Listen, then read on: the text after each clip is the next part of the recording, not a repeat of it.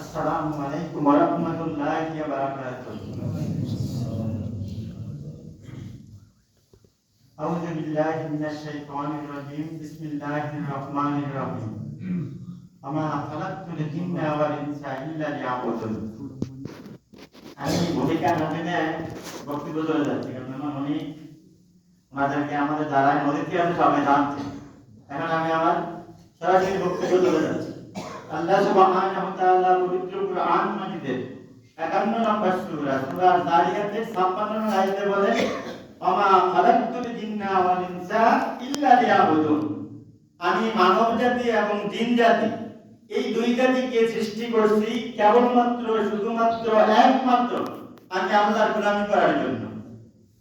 তাই আমি যে গোলাম, আল্লাহ হচ্ছে মনিব। গোলামের কাজটা কি? মনিব যা আদেশ করছে তা মানা, মনিব যা নিষেধ করছে তা থেকে বিরত থাকা। এই যে আল্লাহ সুবহানাহু ওয়া তাআলা আমাদেরকে সৃষ্টি করছে, আসলে আমাদের মূল কাজটা কেন আমাদেরকে সৃষ্টি করছে, যদি আমরা এটা না জানতে পারি তাহলে কিন্তু কি আমি মুসলিম হতে পারবো না। আল্লাহ সুবহানাহু ওয়া তাআলা পবিত্র কুরআন মাজিদের 35 নং সূরা সূরা আল-ফাতিরের 39 নম্বর আয়াতে বলেন, ওয়াল্লাযী জাআলাকুম খালাইফা ফিল আরদ। আল্লাহ সুবহানাহু ওয়া তাআলা বলেন, আমি মানুষকে আমি আল্লাহর প্রতিনিধি করে পাঠাইছি। তাহলে আমি যে আল্লাহর প্রতিনিধি, তো প্রতিনিধিত্বের কাজটা কি? যদি এখানে কোনো ওষুধ কোম্পানি কেউ থাকে, আমি যদি মনে করেন স্কয়ারের প্রতিনিধি হয়ে থাকি, তাহলে স্কয়ার কোম্পানি ছাড়া কিন্তু অন্য কারো গুণগান গাবো না, শুধু স্কয়ারের গুণগান গাবো। তো আল্লাহ সুবহানাহু ওয়া তাআলা আমাকে প্রতিনিধি করে পাঠাইছে। কেন পাঠাইছে? 7 নম্বর সূরা সূরা আরাফের 54 নম্বর আয়াতের শেষের দিকে আল্লাহ সুবহানাহু ওয়া তাআলা বলেন, ওয়ালা লাহুল হালকু ওয়াল আমর। সৃষ্টি যাহার, আইন চলবে তার। তাহলে সৃষ্টি আল্লাহর, আইন চলবে কার?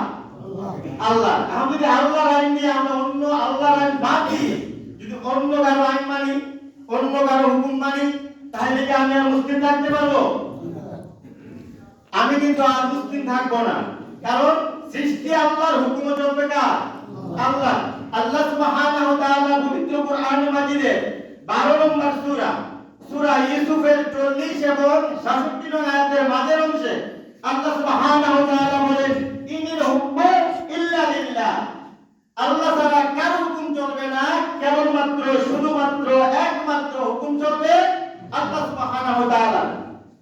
এখন আমি আপনি যদি আল্লাহ সুবহানাহু ওয়া তাআলা ছাড়া অন্য কারো হুকুম মানি, অন্য কারো হুকুম মেনে চলি, তাহলে কি হবে?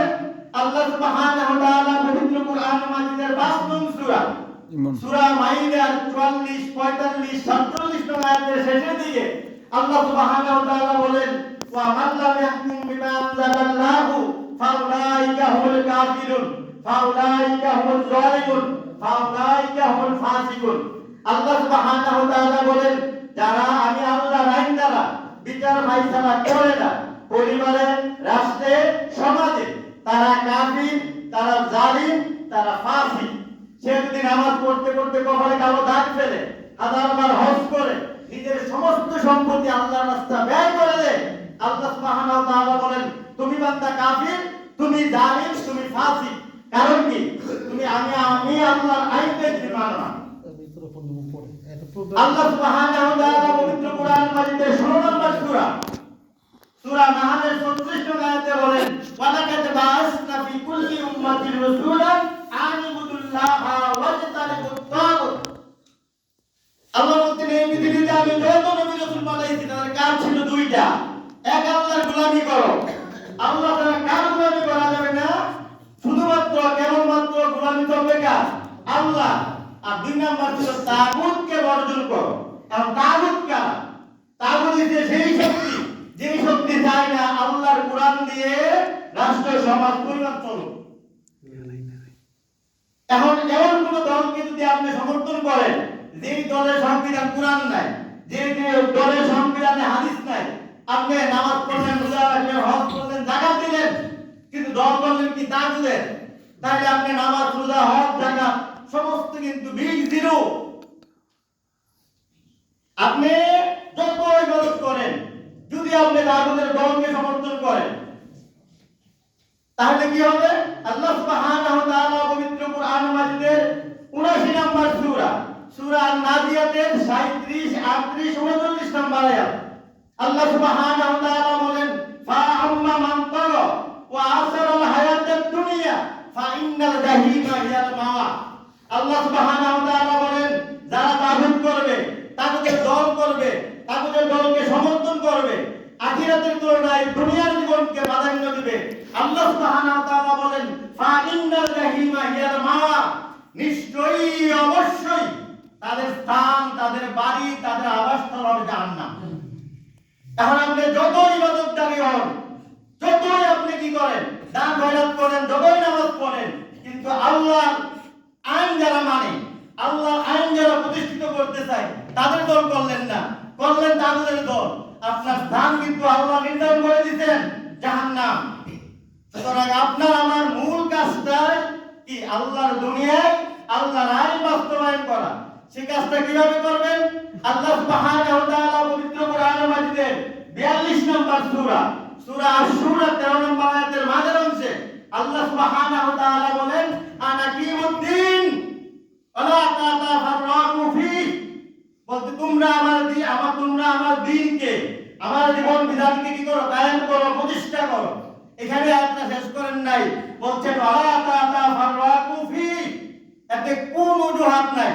দিন কায়েমের ব্যাপারে কোনো মতবিরোধ দেখাতে পারবেন না, কোনো অজুহাত দেখাতে পারবেন না। নামাজের ব্যাপারে অজুহাত আছে, আপনি রোজার ব্যাপারে অজুহাত আছে, কিন্তু দিন কায়েমের ব্যাপারে কোনো অজুহাত নাই। আল্লাহ সুবহানাহু ওয়া তাআলা পবিত্র কোরআন মাজিদের 2 নম্বর সূরা সূরা বাকারার 3 নম্বর আয়াতে আল্লাহ বলছেন কি? মাঝের অংশে, ওয়া ইউকিমুনাস সালাতা, তোমরা কি করো? সালাত প্রতিষ্ঠা করো। তারপরে সাবজেক্ট চেঞ্জ করে ফেলছেন, ওয়া মিম্মা রাযাকনাহুম ইউনফিকুন, এবং আমি আল্লাহ তোমাকে যে রিজিক দিছি তা থেকে তোমরা দান করো, ব্যয় করো, খরচ করো। আর যখনই আল্লাহ বললেন আনাকিমুদ্দিন, তারপর নিষেধাজ্ঞা জারি করছেন, ওয়ালা তাতাফাররাকু ফি, এতে কোনো অজুহাত হবে না, এতে কোনো মতবিরোধ করবে না, এতে কোনো মতপার্থক্য করবে না। দিন কায়েম তোমাকে করতেই হবে যদি তুমি কি করো? নিজেকে একজন মুসলিম বলে দাবি করো। তাহলে আমরা এখানে যারা আছি প্রত্যেকেই কিন্তু আমরা কি করি? নিজেকে মুসলিম দাবি করি। আর প্রত্যেক মুসলিম যারা, তারা আল্লাহর সমস্ত বিধিবিধান মানবে, কোনো একটা কিন্তু অমান্য করবে না। একটা যদি অমান্য করেন তাহলে কিন্তু আর মুসলিম থাকবেন না। কারণ আপনি জান্নাতে গেলে সব আদেশ মানতে হবে, আর যদি জাহান্নামে যাওয়ার জন্য একটা আদেশ আল্লাহ অমান্য করলেই আপনি জাহান্নামে যেতে পারবেন। 2 নম্বর সূরা সূরা বাকারার 34 নম্বর আয়াত, 18 নম্বর সূরা সূরা কাহাফের 50 নম্বর আয়াত আল্লাহ সুবহানাহু ওয়া তাআলা বলেন, ওয়া ইযকুলনা লিল মালাইকাতি ইসজুদু লি আদম ফাসাজাদু ইল্লা ইবলিস। আল্লাহ সুবহানাহু ওয়া তাআলা বলেন, স্মরণ করো সেই দিনের কথা যখন আমি সমস্ত ফেরেশতাদেরকে বলেছিলাম কি? আদমকে সিজদা করো, ফাসাজাদু, সবাই সিজদা করলো, ইল্লা ইবলিস, ইবলিস ছাড়া। এবার আল্লাহ সুবহানাহু ওয়া তাআলা ইবলিসকে প্রশ্ন করলেন, যাকে আমি নিজ হাতে তৈরি করলাম, তাকে সিজদা দিতে তোমাকে কিসের বাধা দিল? 38 নম্বর সূরা সূরা ফাতির 65 নম্বর আয়াতে ইবলিস, তারপর 76 নম্বর আয়াতে ইবলিস বললেন, ক্বালা আনা খায়রুম মিনহু খালাকতানি মিন নারি ওয়া খালাকতাহু মিন তিন। আল্লাহ আপনি যাকে সিজদা করতে বলতেন সে মাটির তৈরি, আমি ইবলিস আগুনের তৈরি। আগুন ঊর্ধ্বগামী, মাটি নিম্নগামী। তো ঊর্ধ্বগামী কোনো কিছু নিম্নগামীকে কিভাবে সম্মান করে, সিজদা করে? ক্বালা আনা খায়রুম মিনহু, তার চেয়ে আমি উত্তম।